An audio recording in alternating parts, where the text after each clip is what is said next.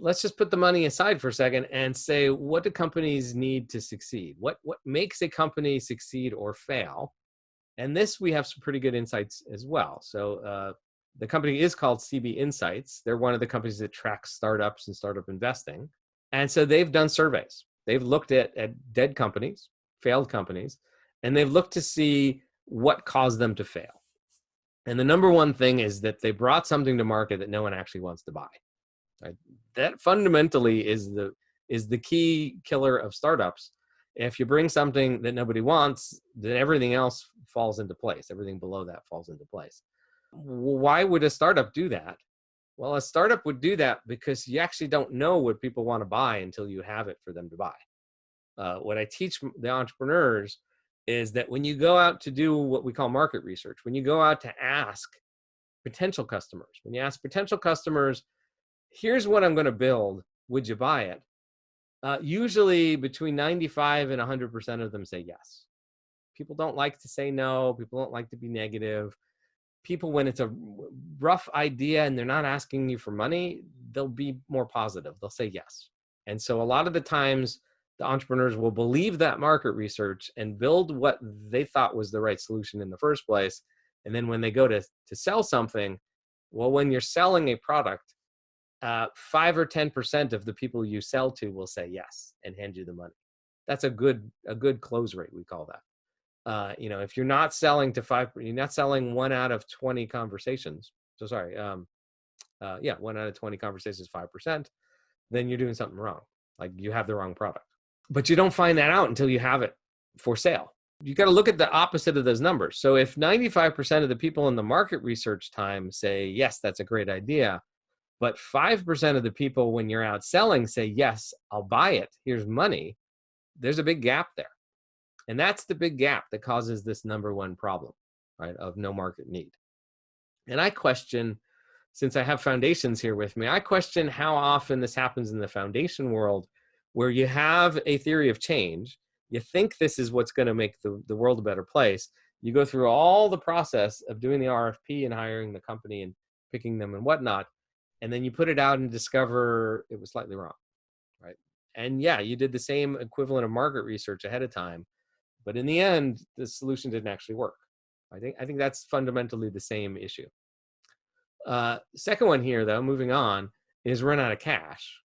Well, run out of cash is a few different things. One, you'll run out of cash if you bring the wrong product to market. You'll run out of cash if you didn't raise enough to give yourself enough time.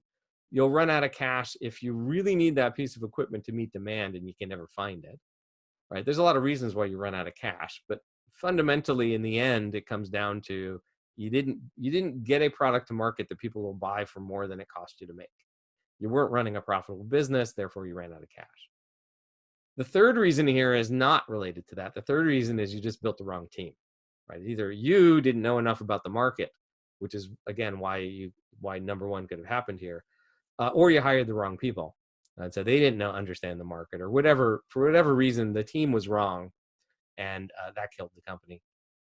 And then it keeps going down from there. And a lot of these are all back related to those first three, right? You get, go further down here and we have, burnout. That's also related. You get burnt out if things aren't selling. Failure to pivot is wrong team, not seeing what the market needs.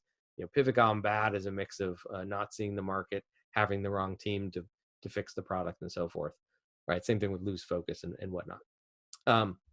Let's move on to see why startups succeed. And so we didn't know this. This is fairly new information. Crazy enough, we've been doing startups for decades. Modern venture capital started in the late 60s with like Intel, right? You've all heard of Intel. It didn't really become big until the late 70s with not even big, but venture capital didn't become an industry until the late 70s with companies like Apple.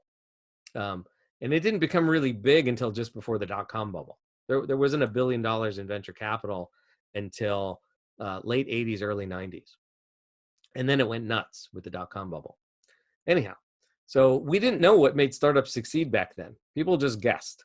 We didn't know until a guy named Bill Gross about 5 years ago put out an amazing TED Talk. Bill Gross is the creator of Idealab. They are a lab that makes startups. That's their business. And they've made some that you've heard of, including eToys and a few others. And so what he did is he looked back at 200 companies that they had created. 5 or 6 had gone public, a whole bunch of others got acquired, and he had a lot of failures. And so he said, well, what made the successes succeed and what made the failures fail? And the number one thing that he noticed was timing. That you not only have to bring something to market that people want to buy, but you have to do it at just the right time when they're ready to buy. And so I'm going to pick on WeWork again. I love picking on WeWork. Their timing was excellent, right? So they were one of the first pioneers in co-working, right? Just in time when everybody had a laptop, when everybody had a mobile phone, a smartphone already, when Wi-Fi was prevalent everywhere, when it was cheaper and cheaper than ever to create a startup. These new startups, this wave of startups needed a place to do their business that wasn't the 1-year lease. That wasn't the typical way that we had rented office space in the past. And that's co-working. So you can be in a space surrounded by other entrepreneurs and other professionals. Their timing of doing that was spot on.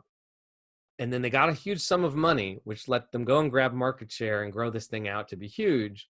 And then you can see timing also works in the opposite direction, which is, oh, shoot, but then this pandemic happened and you can't be in a co-working space anymore. And so their timing ran out. Timing ran out before that, though, because of some other issues. Number 2 issue that makes startups succeed is luck. And not luck as in you flip a coin every day, and if it flips heads every day, you win. The way luck is described in this case is that you are in the market. You have a company, you're an entrepreneur, you're running your company, you're in the market, and therefore you can see when opportunities arise that are related to your business. And some things show up that you're able to grab. Some opportunity shows up and you can grab it, and that will get you more business. Sometimes it's a pivot to a new direction. Sometimes it's luck. Again, picking on WeWork, that one investor came along who really liked the idea of co-working and wrote a personal check of like $10 million. Some huge sum of money. It was 10, 15, $20 million. Way more than should have happened to that company at that moment. But it did. They got some luck. And then about 3 years later, the founder of WeWork bumped into the founder of SoftBank, and in about 20 minutes, closed the deal for a few $1 billion. And ultimately, that became $11 billion of investing. It was luck, right? If they hadn't been in the same room, that wouldn't have happened, and I wouldn't be talking about WeWork over and over again. Same thing through in timing and luck when we talk about, let's say, Tesla. So they did electric cars. The moment, I'd say a year before, that was a reasonable thing to do. Right? It was really hard for them to put out the first car. And if you remember, they didn't put out the Model S first. They put out the Roadster first. They lost money on every Roadster. Right? It was made out of, the batteries were actually literally laptop batteries, like just purchased from laptop battery companies, packaged up in a really pretty car, but they lost money on every single car. So their timing was a little bit early, but it was early enough before everyone else came mainstream that they were then able to do the Model S and the Model X, right? Before all the major car companies. So their timing let them grab a piece of the market before anyone else got in their way. And then what else? Luck happened. Well, I think we had a spike in oil prices sometime in there. And so the media and everyone else started talking about electric cars. And that was their luck moment. And then we can talk about negative luck, but we're not going to do that right now. And if you look back at other companies that have succeeded wildly, you can see, again, the timing was just right. And it's hard to do this in the impact world, but like Whole Foods, we'll take that as a hugely successful company. They had the idea that we should buy natural and organic foods in a supermarket as opposed to a little, strip mall nature food store. And they did that in the early 90s. And they did that right as organic was just barely big enough to support a supermarket chain. And then they grew the organic food network along with the growth of Whole Foods. So the timing worked out. I'm sure there was a whole bunch of luck that I don't know about in there. And that grew out Whole Foods to the multi-billion-dollar company that maybe unfortunately got purchased by Amazon. Crazy enough, on this list, team comes third. When you talk to investors, when you talk to experienced startup investors, they'll tell you the number one criteria is team. And it is, because you can't do much with timing. You can agree or disagree that the timing's good. You have no chance of knowing whether any luck's going to happen. So the first thing on this list that you have any control over whatsoever as an investor is team. But crazy enough, when Bill Gross looked at his companies where he thought he built great teams in foresight, he had the hindsight to be able to tell whether they were the right teams. And he's saying team was a minor, it's third on the list, but it's tiny compared to the first two.